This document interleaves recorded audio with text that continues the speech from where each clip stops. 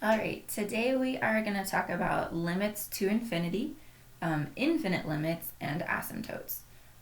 So first we'll start with, okay, we have just a constant function, so 4.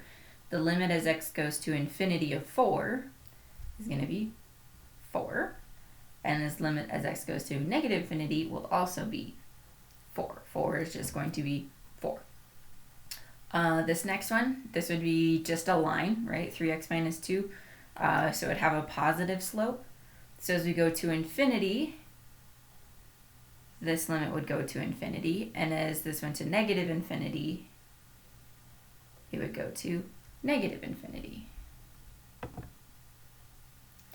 For these next two, I'm going to sketch a little graph to help you visualize it. So we have the absolute value of x over x. So if this number is a positive number and a positive number, you're going to have 2 over 2, 3 over 3, 4 over 4. So for anything that's a positive value is going to be 1. Okay, if this is a positive, if we're plugging in a negative, this will be positive and this will be negative. So it would be 2 over negative 2, 3 over negative 3. So those values are going to all equal negative 1. So from this graph,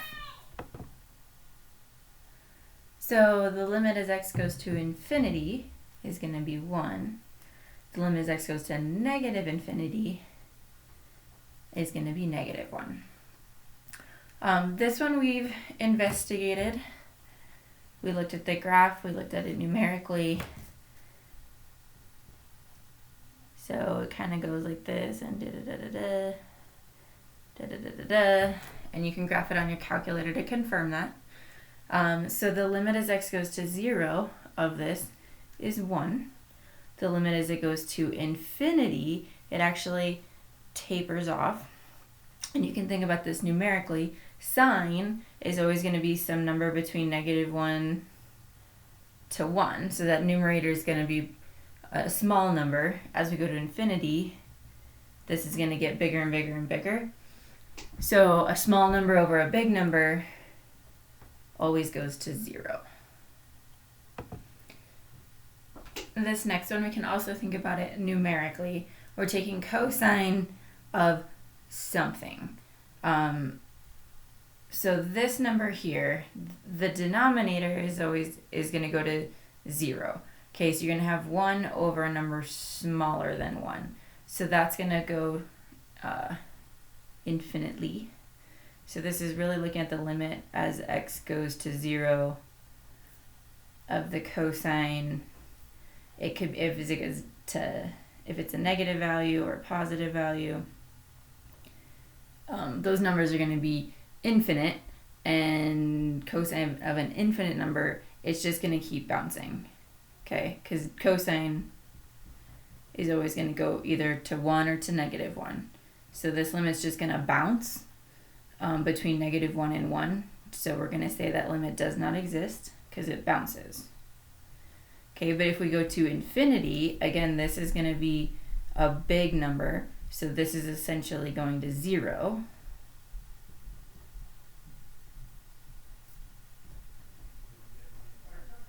And the cosine of 0 is 1. So following, if the limit as x goes to infinity of cosine of this, so we're going to infinity, so this is going to be 1, okay, because this will be in 0, and then over a big number, because we're going to infinity, and again, some small over big is going to be 0. This one's interesting. So we're going to 0. So we set up here that the limit of 1 over cosine of 1 over x, it just bounces between negative 1 and 1. Well, if we're going to 0, we're multiplying essentially 0 times a number that bounces. We call this a bounded bouncer. Okay, so it itself does not have a limit because it just bounces between negative 1 and 1. But if we're multiplying something that's bounded by 0, we do say that limit exists and is 0. So here, we're looking at the limit as x goes to infinity of 5 to the x and negative infinity. If you picture the graph of an exponential function, that graph is going to look something like that, no matter what the base is. Well, as long as the base is a number greater than 1. So as we go to infinity, it's going to go to infinity. As we go to negative infinity, it's going to go to 0. We can use that then here.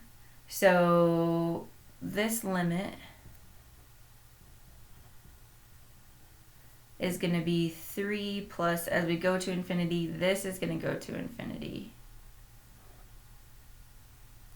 And as this goes to infinity, this is going to go to infinity.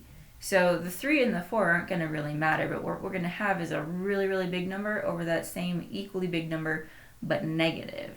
So this, same number over same number, but opposite sign, is going to be negative 1. Here,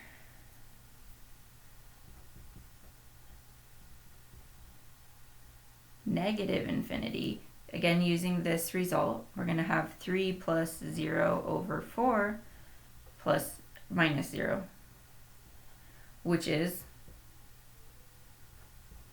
3/4.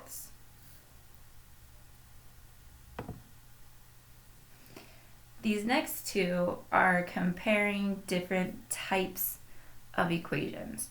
So we have a logarithm, we have an exponential, a polynomial, and we have an exponential function. So in general, the rate of growth of a logarithm is going to be the smallest. That just doesn't grow as fast.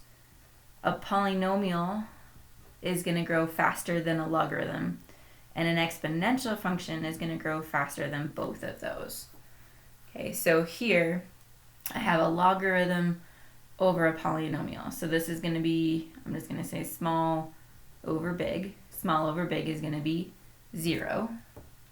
Here I have a polynomial over an exponential function. So this is, again, relative to each other, the polynomial is going to grow a lot slower than the exponential. Even if that's that 100th power, it's going to grow pretty fast, but the exponential is still going to be bigger.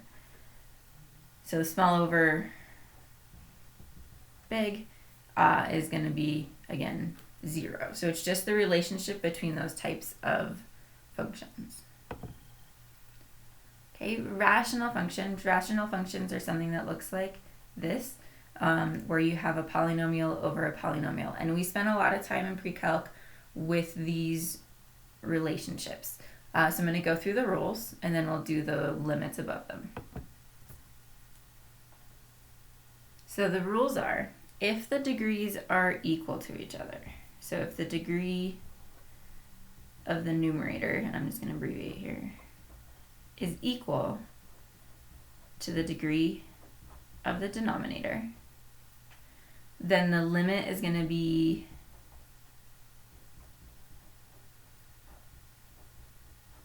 the ratio of the leading coefficients.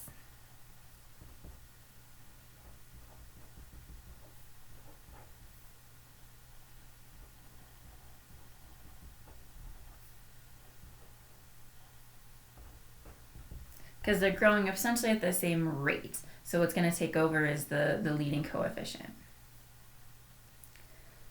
If the degree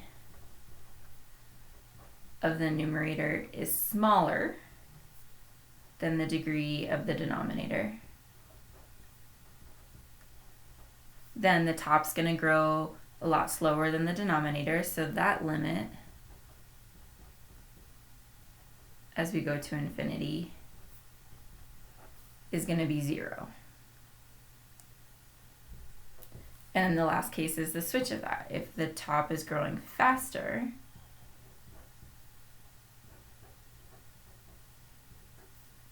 than the denominator,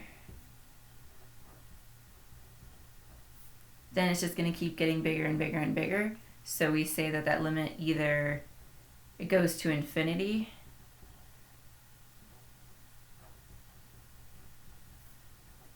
or or that it does not exist.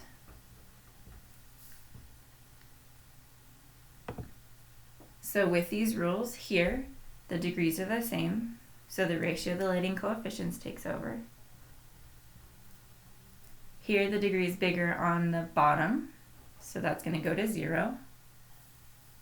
And the last one, the degree is bigger on the top, so this one does not exist.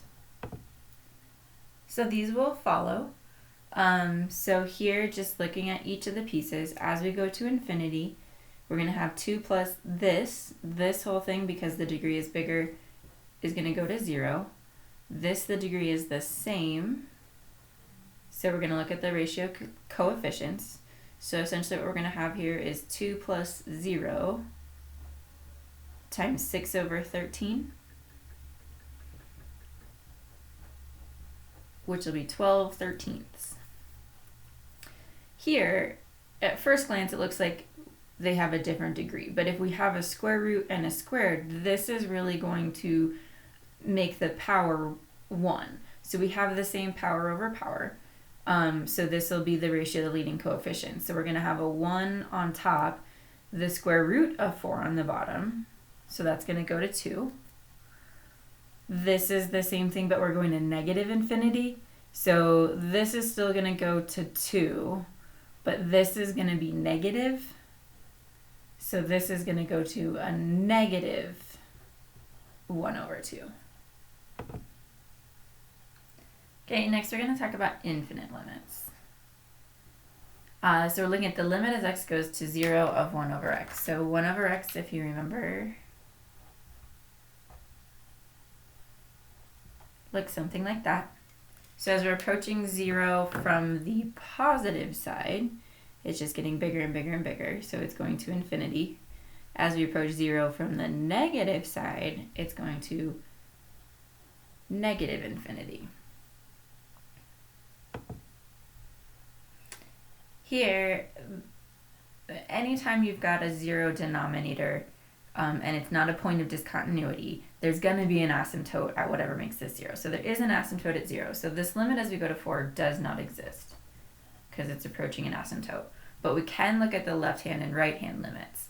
So if you think about it graphically or numerically, as we're looking at number, as we go to 4 from the positive side, we're looking at plugging in a number a little bit bigger than this 4. So this is going to go to positive infinity. If we go from the negative side, then we're looking at numbers a little bit less than 4, which means this is going to be negative, which is make this go to negative infinity. Okay, this one we're going to use the graph. So the limit as x goes to infinity, so looking at the markings here, it's approaching this horizontal asymptote at 2. So this is going to 2. As we go to negative infinity, we're using this. It's going to 0. As we approach 1, negative 1, nope, 1. From the positive, or 1 from the negative side. So 1 is here. I'm actually going to change these to negative 1 because that's really what we're looking at. So I'm looking at the x equals negative 1. So negative 1 from the negative side is going to infinity. Negative 1 from the positive side is going to infinity. As you approach 3, same thing. It's going to an infinite limit because it's going to infinity. Here we're going to draw a graph that as we go to infinity is going to 2, and as we go to negative infinity is going to infinity.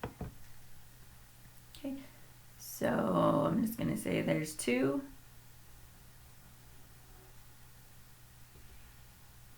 So as we go to infinity, it's going to 2. As it goes to negative infinity, it's getting bigger and bigger.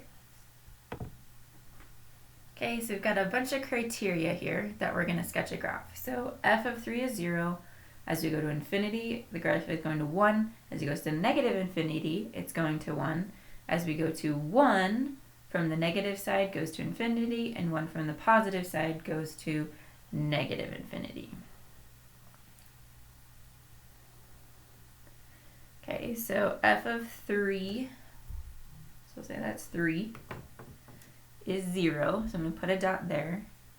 It's going to approach a horizontal asymptote at 1 as it goes to infinity. So let's go ahead and sketch that. Okay, and as we approach 1,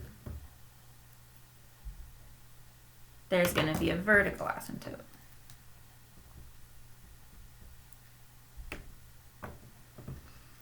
Okay, so as we're approaching 1 from the negative side, it's going to positive infinity, and 1 from the positive side is going to infinity, negative infinity. So we're going to 1 as we go to infinity and negative infinity as we go to 1. And then on the other side of it, or as we approach this horizontal one, or sorry, vertical one, as we approach 1 from the negative side, it's going to infinity, and as we're going to negative infinity, we're approaching 1. Okay, so we're going to define the horizontal asymptotes and vertical limits using limits. Okay, so the horizontal asymptote is always going to be y equals some number, and that will occur at looking at the limit. So the limit as x goes to infinity.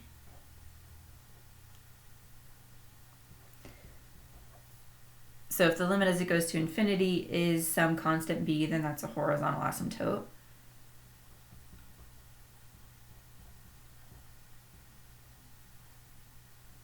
As we go to negative infinity, now they can be different values. You can have no horizontal asymptotes if the limit doesn't exist.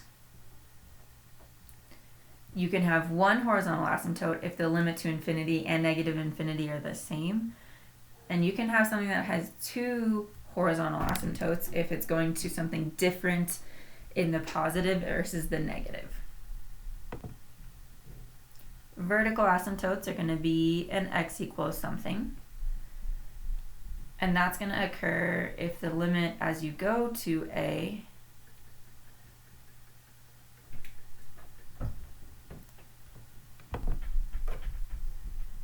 So if you're approaching a function and it goes to either positive or negative infinity at a value, or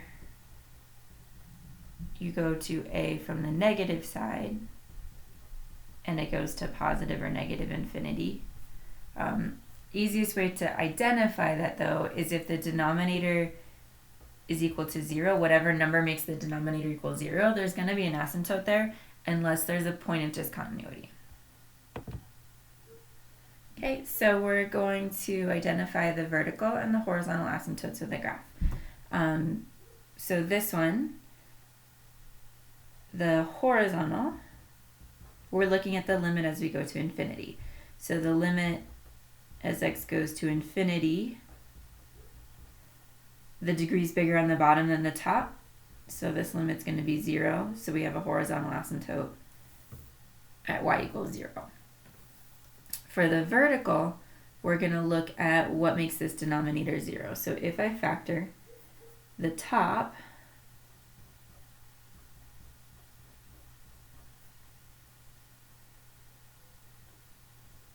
it's going to factor to x plus 4 and x plus 2 because it multiplies to get 8, adds to get 6. The denominator, I can pull out an x, which would leave me with x squared minus 16. So that becomes the difference of 2 perfect squares. At 4, or negative 4, there's a point of discontinuity because it has a common factor there.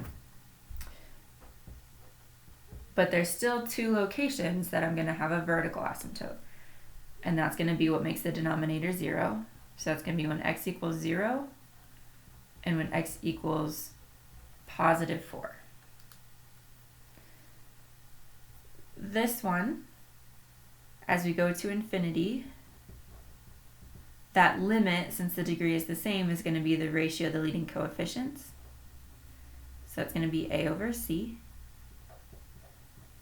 The vertical is going to be whatever makes the denominator 0. So if I set that equal to 0, we're going to have negative d over c as our vertical.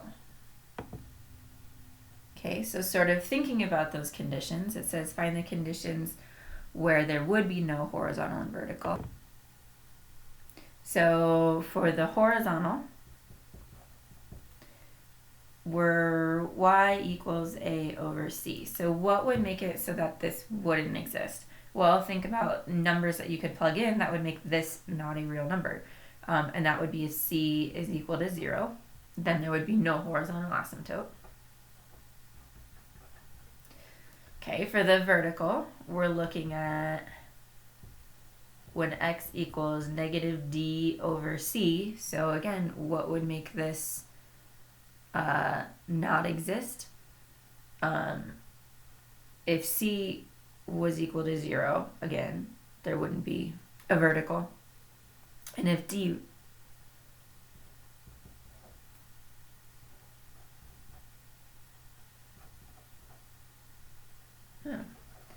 if c was equal to 0, it would not exist.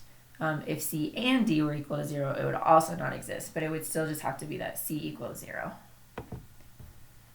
Do the limit rules always apply? And the answer is they do not. In order for the limit rules to exist, and the limit rules are the product and the sum and all of those, both parts have to have a limit. And here we're looking at the limit as x goes to 0 of x times 1 over x. And the limit as we go to 0 of 1 over x does not exist. So the limit rules don't apply. So you'd be tempted here to say, oh, this is just the limit as x goes to 0. Well, if I simplify that, is x over x, which would be 1. Which would be, so the limit of 1 would be 1. But that's not the case. What's really happening here is I have the limit as we go to infinity of 0 of x times the limit as x goes to 0 of 1 over x. Well, this limit exists and would be 0, but this one going from the positive side is infinity. So this function would go to 1, but if I tried to break it down using the product rules, we wouldn't get a value. So this one you would simplify it down, and this really is just 1, but this illustrates that the product rule would not give me that same result. I'd have a 0 times an infinity. Okay, same thing here. We're going to have the limit as x goes to 0.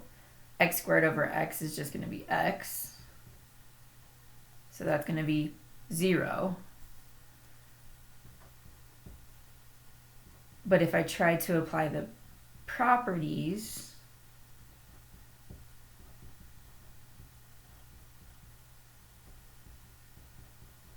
then I'm looking at a 0 times infinity again. So this would not get me the result that would actually be correct. We'll do one more of these. So this one simplified down would be 1 over x.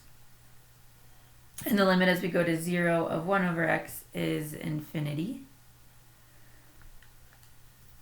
But again, if I broke it down using the product rules, I'd have a 0 times